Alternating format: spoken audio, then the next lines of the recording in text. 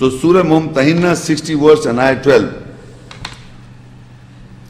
Ya ayyuhan nabiyyu idha ja'aka al-mu'minat yubayyi'naka ala alla yushrikna billahi shay'a wa la yasriqna wa la yaznina wa la yaqtulna awladahunna wa la ya'tina bi buhtanin yaftarinahu bayna aydihinna wa arjulihinna wa la ya'sinaka fi ma'rufin fabayyi'hunna wastaghfir lahunna Allah Inna Allah Ghafur Rahim. O Prophet, when believing woman comes to you to make a deal with you, over that they will not associate anything with Allah, and they will not steal, and they will not commit adultery, and they will not kill their children, and they will not come with a slander or false charge, inventing for that which is between their hands and legs, and they will not disobey you in that which is known, acknowledged. Then have a deal with them and seek forgiveness for them from Allah. Surely Allah is all forgiving, merciful. In this ayah, the role of mother is coming, and a very important ayah. You see, it says believing women. Again, I'm talking, these ayahs are referring to believing men and believing women. It's not referring to non-believers or who are not practicing. O Prophet, when believing woman comes to you, you have a deal with you, over that they will not associate with Allah. This is one point. They will not associate with Allah anything. They first have to make Allah as the judge. Do not associate with anything Allah. They will not steal. This is for men also, but specifically here is mentioned with women. They will not commit adultery. Men also committing adultery, but women also commit adultery. So especially a woman. And they will not kill children. So if I read all this, and she is married, the son is seeing or the daughter is seeing that my mother is stealing, my mother is committing adultery, my mother is slandering, putting a false charge on people. Is it not killing the children? Children will be killed. How could a son or a child, when he sees his mother doing all these wrong acts, because everything, the spirit of Allah, the essence of Allah is within our conscience, in our minds, in our hearts, the truth. So when Allah is specifically telling to the women here, not to men, because if the man also does, it affects the child, but it affects more if the woman does, because they are born of a woman. Children are born of a woman; they are more attached to women. So that is why Allah said they will not associate anything with Allah. So they will not steal. That means the child will be affected. They will not commit adultery, the child will be affected. They will not kill their children. And they do not come with a slander or false charge, inventing for that which is between their hands and in their between their legs, putting a false charge that this guy is after me. They will not disobey you in which is known. They will not disobey the Prophet which is right and known and acknowledged. Then have a deal with them and seek forgiveness for them from Allah. So why I'm telling you, this is a specific deal in the Quran. All these acts are also committed by man. Believing men also doing all this. But in the Quran, it is specifically related to women because they share a more responsibility, in other words, because they carry the child in 9 months in the mother's womb, and then they breastfeed them, and finally they are attached, the children. No matter whatever the father thinks that he can attract their children more, they will never be. The children are always attached to mother more than fathers. So though no child or son or a daughter cannot see their mother wrong. They can't see the father also wrong. But father, they can have an opposition. They can stand against the father, but it is very difficult to stand against the mother. because they were all the time taking everything, asking from their mother. So that is why in the Quran there is no confrontation anywhere whatsoever between mother and the son or the daughter. It is always a confrontation between the father. So that is why this ayah is specifically mentioned in the Quran for women, believing women. They have to be more careful. Why? Because they have to play the role of a mother. And it is a heavy role on mother to get involved into all this act, because no son or a daughter will like it. And in the Western society, or the society where there is a free society, all these happenings are going on there, and the rate of divorce is multiplied, every time it's multiplied, because everything is going in this manner. So it is not specifically West or East. It is, what I am saying is that these laws, that they will not steal, they will not commit adultery, they will not kill their children, they will not come to a slander or false charge inventing for that which is between their hands and legs, they will not disobey you in which is known, acknowledged, then have a deal with the believers, women, and seek forgiveness for them. So women should be more conscious or cautious. They are already, but they should be further more conscious or cautious. Why Allah addressed in the Quran, the Nabi, the Prophet should make a deal with the believing woman, because these are all parents' relationship with the children, and in this ayah mother is related. And in Surah Al-Isra 17 ayah 31, وَلَا تَقْتُلُوا أَوْلَادَكُمْ خَشْيَةَ إِمْلَاقٍ نَحْنُ نَرْزُقُهُمْ وَإِيَّاكُمْ إِنَّ قَتْلَهُمْ كَانَ خِطًّا كَبِيرًا. And you do not kill your children from the fear of poverty. We give sustenance to them and to you. Surely their killing is a big mistake. Now how, once physically killing the children and psychologically killing the children, how would you kill physically? Can a person kill his child physically? So normally people have taken this ayah as in the state of abortion. You see, they think when a woman is pregnant and the child's formation starts, it's not a child, it's a development of formation of a child within the womb.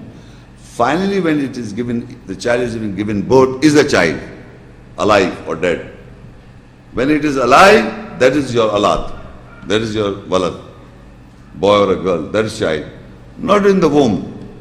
So when she or this child is born, how a man or a woman or the parents kill their child psychologically or physically? Because of imlaq. Imlaq means poverty. The reason is poverty. So I don't know you have heard or not, there are people in rural areas, they sell their children. Do you know about it? They sell their children. That's the killing. Because they are so poor, they are producing children and they are selling like commodities. One of the reasons.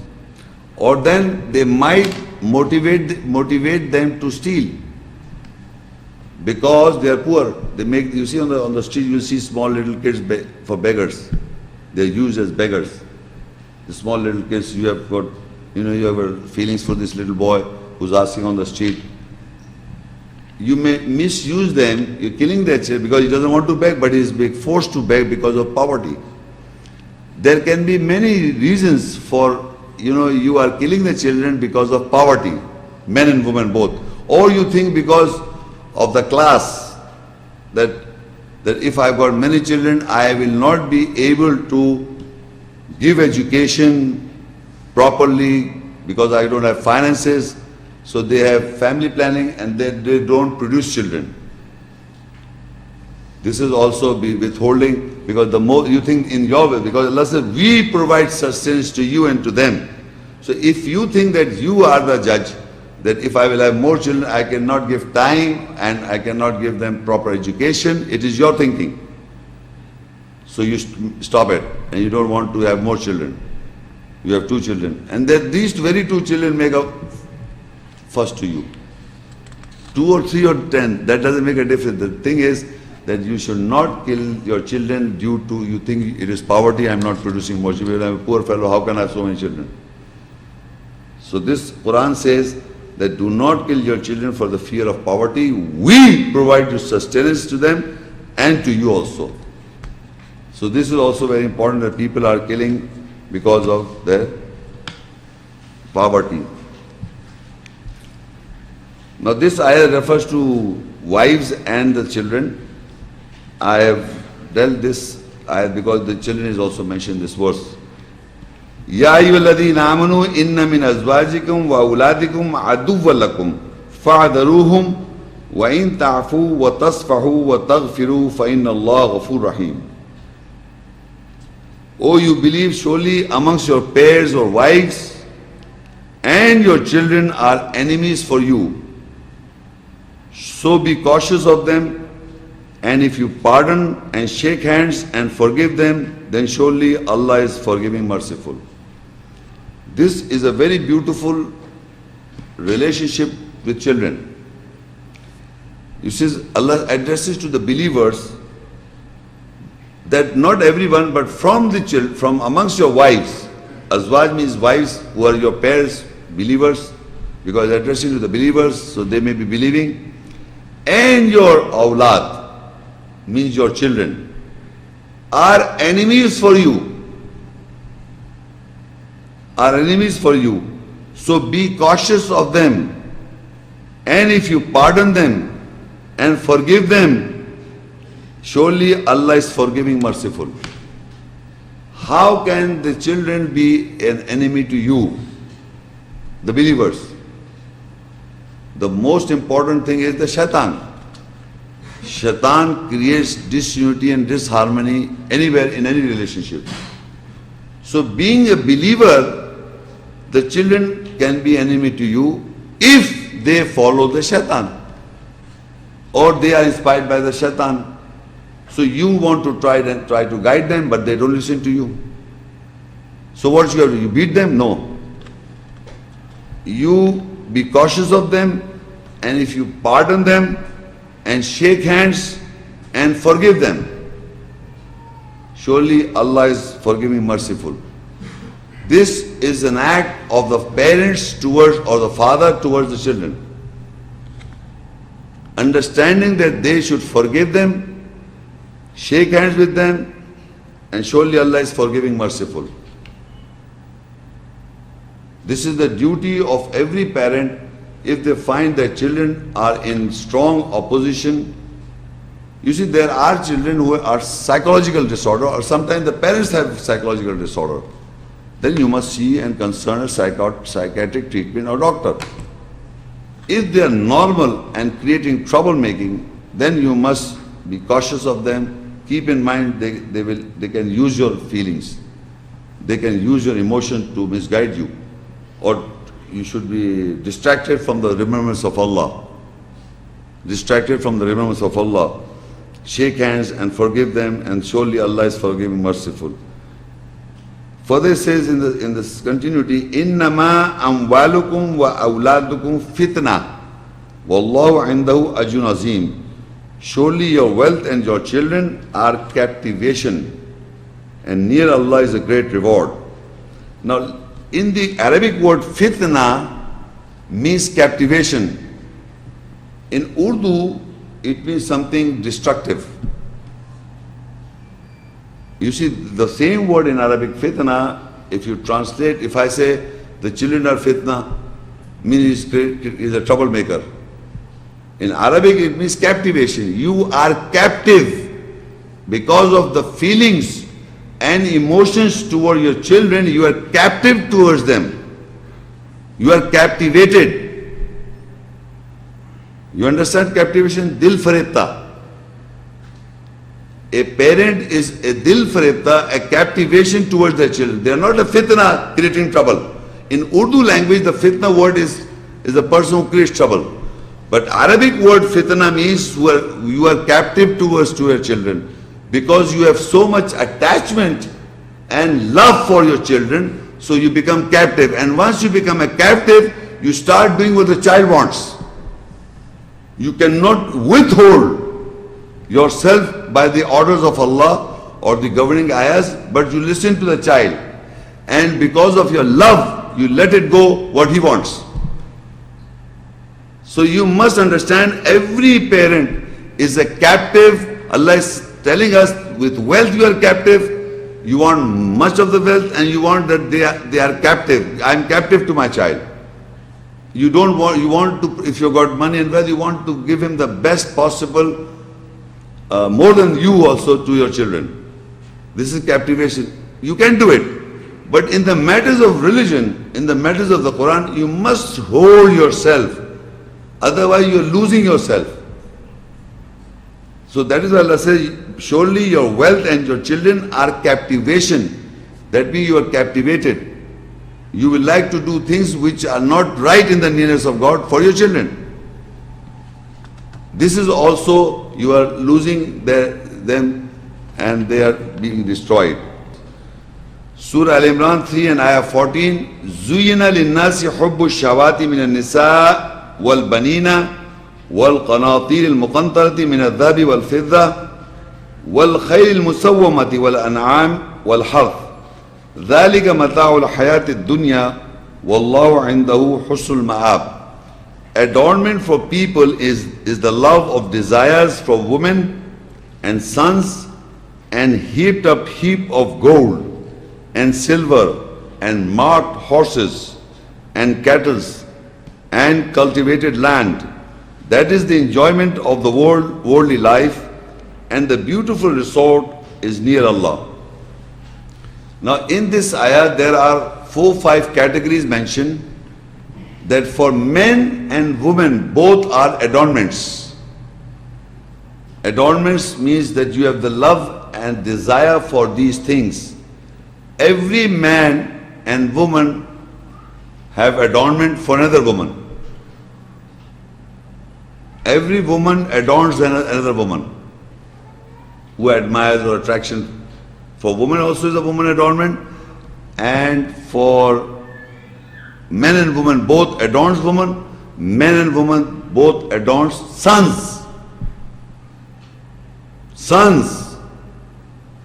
And then they adorn gold, heap of gold. You can see they want gold, silver, marked horses, means they are the Nasli horses and cattle and a cultivated land.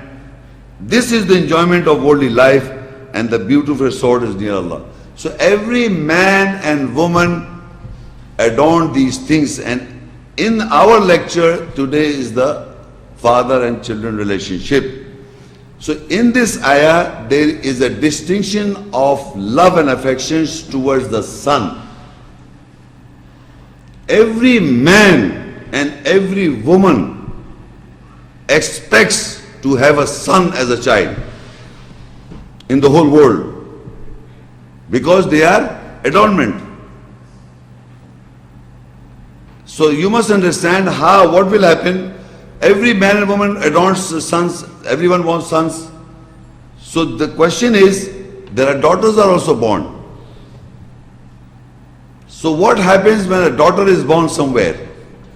So Allah is describing the personality of people whom a daughter is born. Now this is a parent-children relationship, remember this. Surah An-Nahl 16 and Ayah 58 and 59.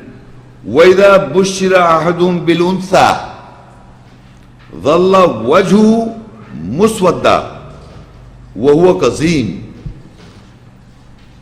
When good news is given to one of them with a female, his face is overshadowed with blackness and he is suppressed with inward grief. It is not referring to man only, it is men and women both. Allah says, whenever the good news is given to one of them with a female, when a female child is born, the behavior of certain men is, or woman, his face is overshadowed with blackness and he suppressed inward grief. He's not happy or she's not happy that I've got a child, a woman child.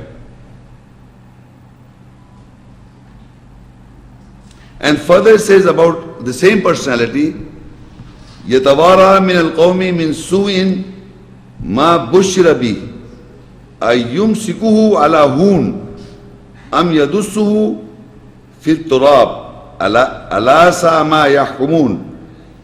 He pretends keep secret from the people with badness. What good news was given with it? Does he hold to it on disgrace or shame? And he buries it in the dust. What a bad behavior with what he governed or judged. Now in this world, when a female child is born, this is the behavior of some people. This is the behavior. He pretends, he thinks that everybody is happy when son is born. Even in a maternity home, the nurses are happy, the doctors are happy. Believe me, every nurse, every doctor are happy. And about the girl, even nurse is not happy, the doctors are not happy. So this is what I'm saying, and especially the father or the mother. It said the black is over, the news comes to them as a child, girl is born, that happens, the face is overshadowed. The face is overshadowed with blackness, suppressed inward grief. Ladki ho gayi. You see, this is the behavior of those people. He pretends, keep secret from the people with badness. He pretends that I'm happy. He pretends when badness is God. What good news was given with it? Does he hold to it disgrace or shame? He feels it's shameful to have a girl born, and he buries himself in the dust. Matti pao, ho gayi to ab kya kare? What a bad behavior is that what they govern and judge. It's a bad behavior, Allah says, because it's a creation of Allah, the female. This is the behavior. So further, the same person, Allah says, who is that person? Surah Zukhruf 43:18. أَوَمَنْ يُنَشَّأُ فِي الْحِلْيَةِ وَهُوَ فِي الْخِصَامِ غَيْرُ مُبِينٍ. Is then who is being brought up in decoration luxury, and he is in the quarrelsome controversy other than clarification.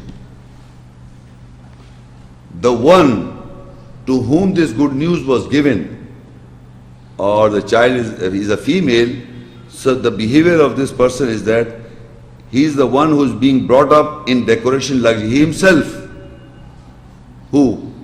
The father or the mother? He himself was brought up in decoration luxury, and he is the quarrelsome controversy.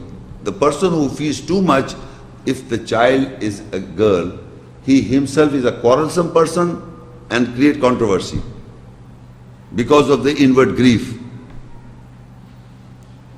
And he will be without clarification. Remember, this is very important point, that people who are brought up in luxuries in life, they feel much as compared to the people who are born in poverty, if the girl is born. The people who are brought up in decoration luxury, he is quarrelsome controversy. Qisam is the husband. He doesn't like it. So why I'm telling you this? Because this is a big problem all over the world. All over the world. Men and women prefer sons, and they don't like if a girl is born. And why? Because Allah says, because they themselves are brought up in luxury, and further He also said that He wants to hide His face into sand, and he feels, inward grief, black shadow is on his face. He doesn't like why a girl is born. This is all wrong. And Surah Takwir 81, 8 and 9. وَإِذَا مَوْءُودَةُ سُئِلَتْ بِأَيِّ ذَنْبٍ قُتِلَتْ.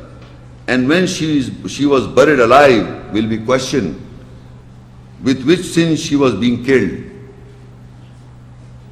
Now there are two aspects of this verse. Either you killed physically, that in India they say the girl is born, they killed. You know that? They are physically killed. When they find out, even if they found in the mother's womb, they kill. or after the production they kill. So Allah says, when she was buried alive and in this world, if they are in the same house with the sons, they are treated it says she is not given the attention and love and compassion as compared to the boys. You parents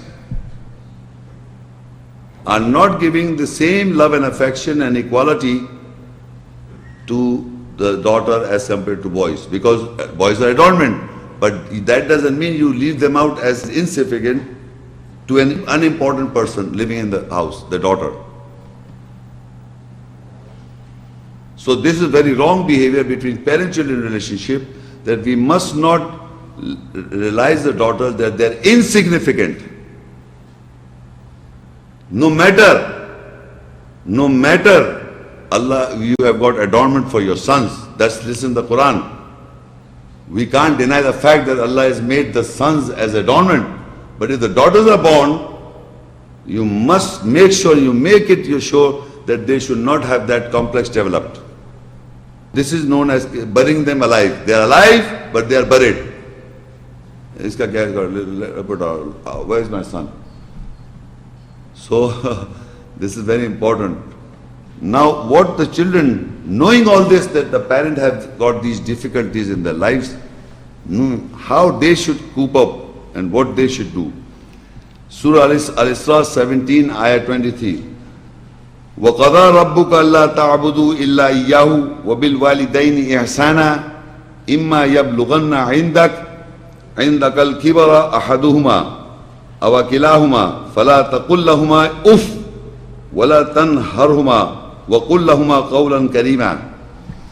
And your Lord has accomplished that you do not serve anyone except Him.